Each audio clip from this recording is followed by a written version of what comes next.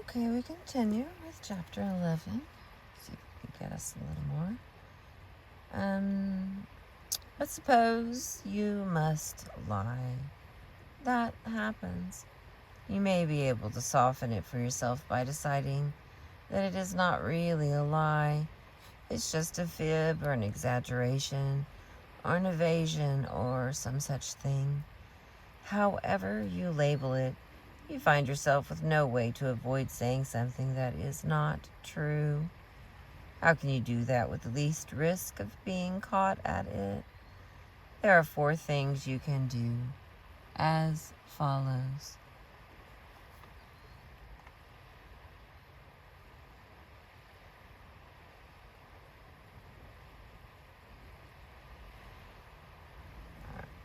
Number 1, whatever it is that you must say, try not to say it on the telephone. If that can't be avoided, put a mirror where you can watch yourself as you talk and monitor the expression on your face. Your smile, your sneer, your anguished frown can all be heard in your voice. If you need to keep a particular expression going, you need the feedback from that mirror. And I recommend using the mirror for feedback even when you don't need it for this purpose, until you are reasonably certain you have your facial expressions under control. Explain to people that you're training your face, which is the truth.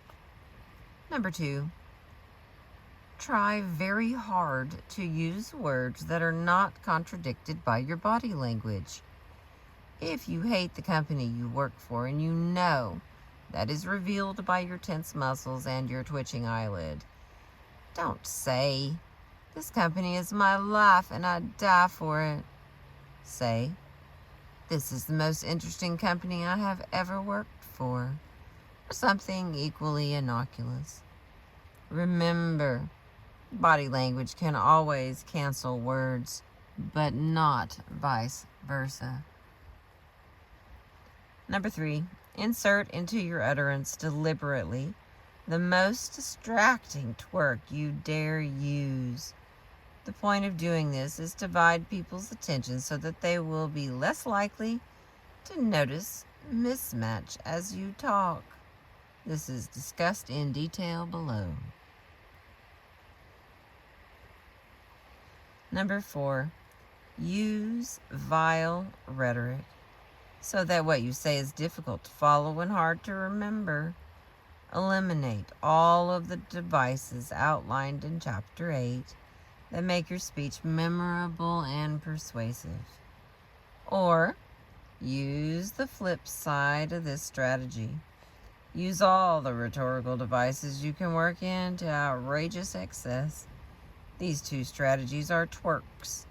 Their purpose is to concentrate so much tension on the icing that nobody will notice the flaws in the cake. It will be obvious to you that if you are going to have to lie and be convincing at it, no matter what tactics you select, you should practice the lie in advance.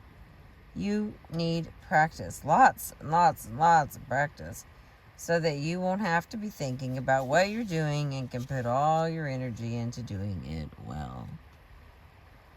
Lying and listening. It is hard for a speaker to lie and get away with it.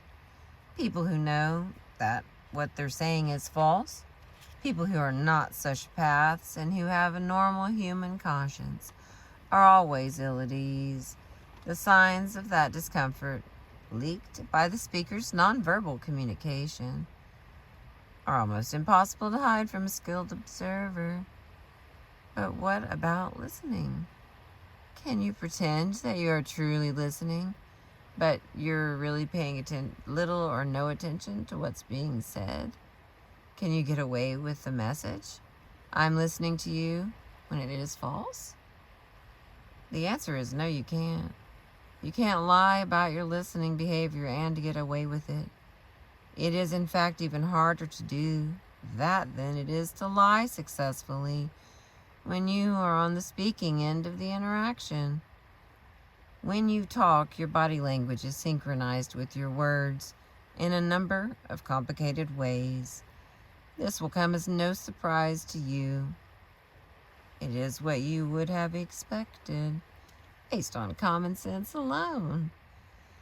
However, before scientists had modern camera technology available to them, and in particular, the technology that lets them freeze each frame of a movie or videotape for analysis, 1 microsecond at a time, we did not know that the body language of the listener is also synchronized with the words and body language of the speaker.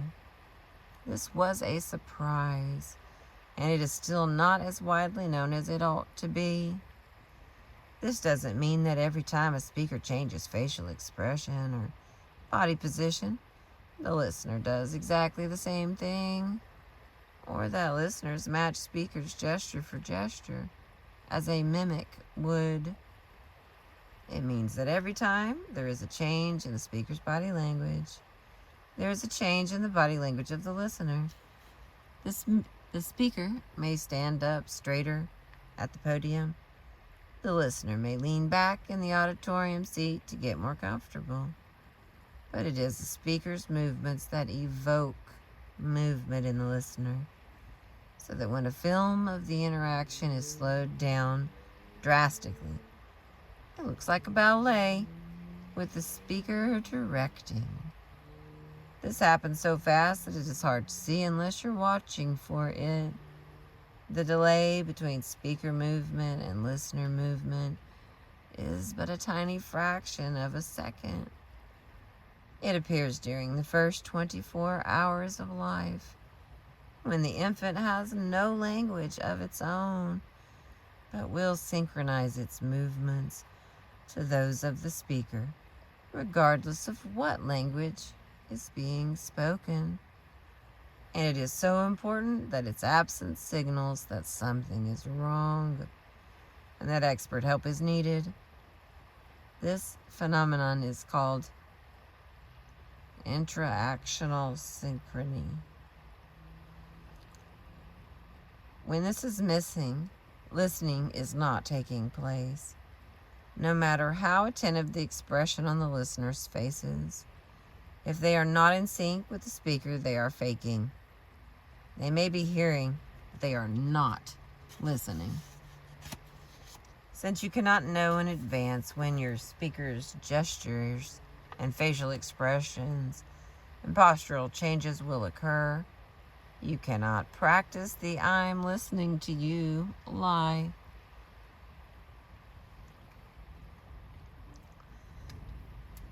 Excuse me. If you are not paying close attention to the language of the speaker, both verbal and nonverbal, there will be no interactional synchrony between the two of you. It is, in fact, physiologically and neurologically impossible for you to fool a speaker who is aware of the existence of interactional synchrony and is watching for its presence or absence. And even the speaker who has never heard of body syncing has a gut feeling and an awareness of what's happening, as evidenced by such remarks as, "The minute I started talking, his eyes glazed over," or, "I could tell she was a million miles away. She didn't hear a single word I said." Interactional synchrony, when you really are listening, is automatic. You don't have to work at it or think about it. In fact, an effort to be conscious of it will keep you from listening properly, and you won't be able to do it. But it can't be faked. It is a little easier to fake listening on the telephone, or the speaker can't see you. If you intend to lie as a speaker, it's easier to do it face to face. If you intend to lie as a listener, it's easier to do it on the phone. But even on the phone, the lack of any synchronized feedback from you will eventually give you away, and you'll hear a suspicious, "Are you listening to me?" Because the intonation of your voice, even in such minimal responses as It's part of your body language, an active and interactional synchrony. This is one kind of lie. It would be wiser never to try.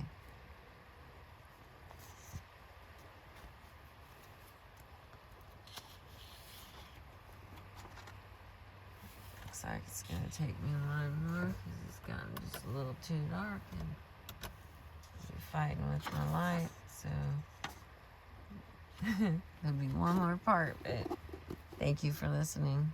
This has been chapter 11, Lying, and this is our third video. It'll take me one more to finish it, and it's worth it. Please come back and finish the chapter with me. I appreciate you listening.